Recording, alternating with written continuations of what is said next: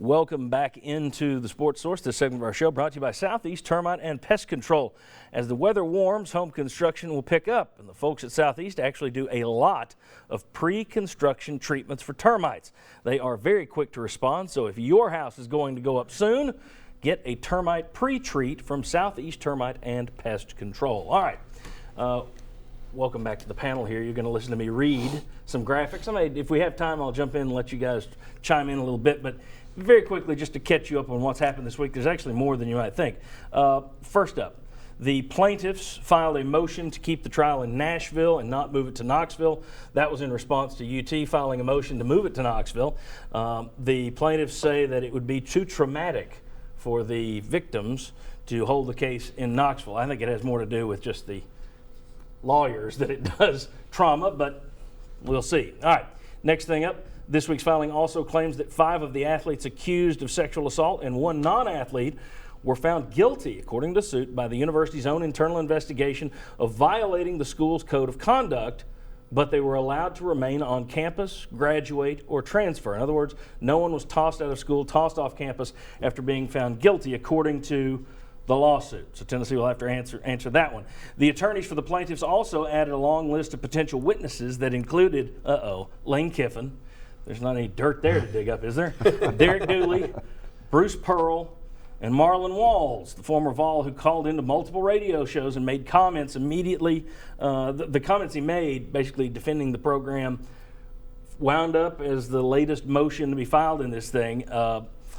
In roundabout terms, he basically said you circle the wagons, which we've heard that from other players. I said last week that I'd heard that from players.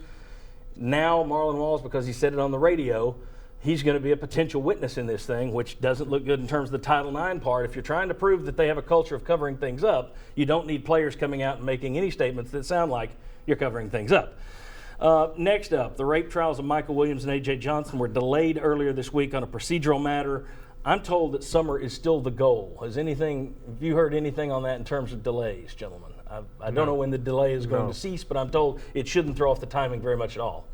I don't know. I just read where there was a delay because they were trying to get the social media records, and the delay was left unknown as to when it was. Yeah, I spoke to somebody who still says summer is the target. We'll see. Then next up, new Vol. Those are former Vols, Williams and Johnson. Now, current Vol, Alexis Johnson, as I mentioned in the last segment, he's entered a not guilty plea in the case against him. And then finally, from talking to some VFLs, I kind of think there are some private investigators that have been hired to come fishing here in Knoxville.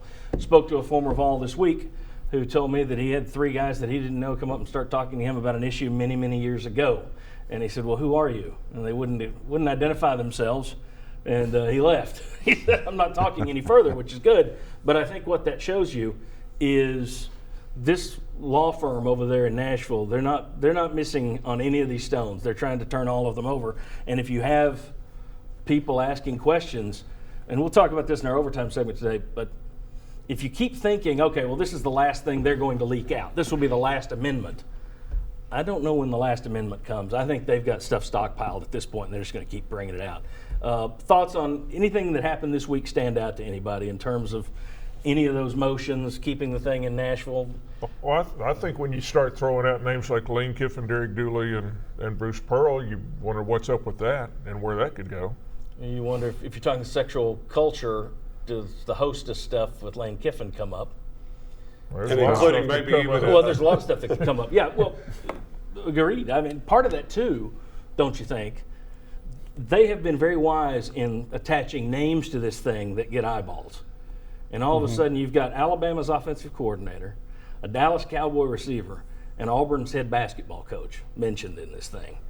That's a lot of pressure points, and that's tough for Tennessee to work with those guys to get everybody on the same page, if that makes sense. But it also makes it a longer span that you're looking at. I mean, we've all heard 2 or 3 things that Lane Kiffin may have been involved with. You know, Derek Dooley, you're talking about the same thing there. So, I mean, the more names that come up and the more digging you do, and John, I think to me it's hugely important, the location. I don't think it should be in Nashville. I think if these allegations took place in Knoxville, that's where the trial should be, if it gets to that point. But it was filed in Nashville. I know. I bet it stays in Nashville. We'll see. I thought the thing that jumped out at me was that the 6 that had been found guilty by the University of Tennessee, I'd like to know what their standard they use is, because it's one thing to throw out, yeah, we found guilty. Well, that would be that's as we discussed last week, that's the more likely than not. It's preponderance of evidence. It's preponderance of evidence, and so, you know, I don't feel totally comfortable. I'm not saying that the lawyers are lying. I'm not saying that UT did anything wrong, but when you've got allegations like these, I would like them to be investigated by law enforcement people. Well, That's just what they do. Well, I agree, but as we did, I I agree. know what you're saying. But what we said last week is, unfortunately, under the current setup, there's law enforcement that does their thing, and they may say there's not enough here to convict because it's a different standard. If the school says you're guilty, that's the Title IX version of it. And, And I find that's what's worrisome to me. the thing that would worry me is what is the standard action by Tennessee? Would a normal student, if found guilty of that kind of conduct, be allowed to transfer, graduate, or would they immediately be thrown off campus? If the answer is they're immediately thrown off campus and that didn't happen for athletes, that would be a concern. Although one of these guys wasn't an athlete and he stayed. So that makes you think, okay, maybe this isn't an unusual practice. So anyway, a lot to come with that stuff. When we come back, we're going to talk Tennessee basketball. The season ends. How tough is recruiting going to be on Rick Barnes? Then we're going to dive back into spring football. Come on back on the Sports Source.